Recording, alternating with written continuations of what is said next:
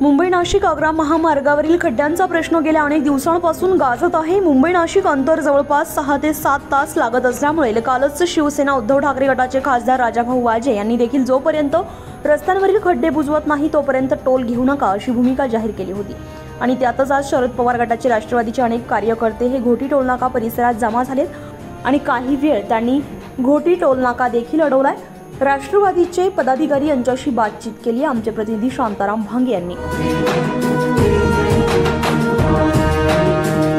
इगतपुरी तालुक्यामध्ये आपला जो टोल नाका आहे, घोटीचा टोल नाका, 2 दिवसापूर्वी भाऊनी पण सांगितलं की आज बघितलं पर्यापासून तर नाशिकपर्यंत जात असताना गोंदियापर्यंत जात असताना सिमेंट कॉन्क्रिटीकरणाचे कामं चालू आहे। एकतर्फा रस्ता आहे, त्याला मोठे मोठे असे खड्डे पडले आहेत आणि ग्रामीण भागातले आज आवडीचा प्रयोग चालू आहे। लोकांना भाताचं बियाणं न्यावं लागतं, तिथून येणं जाणं करावं लागतं। कंपनी एमआयडीसी मध्ये, सातपूर एमआयडीसी मध्ये, गोंदिया एमआयडीसी मध्ये आपल्या तालुक्यातले युवक कामाला जात आहेत आणि आज परवाला ऍक्सिडेंट झाला, त्या माणसाच्या, त्या युवकाच्या डोक्यावरनं ट्रकचं टायर गेले आणि तो जागेवर गेलाय आणि जात असताना टोल नाक्यावरती कर्मचारी आरडीची भाषा करतात आणि याच्यात त्या कुटुंबाकडे दुर्लक्षपणा करतात। आणि आपल्याला पत्रकार बांधवांना माहिती आहे की वारंवार 2-3 वर्षामध्ये अशा 5 केसेस झाल्यात।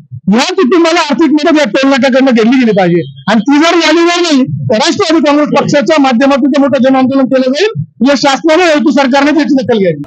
उत्तर महाराष्ट्र लाईव्ह साठी शांताराम भांगे, इगतपुरी।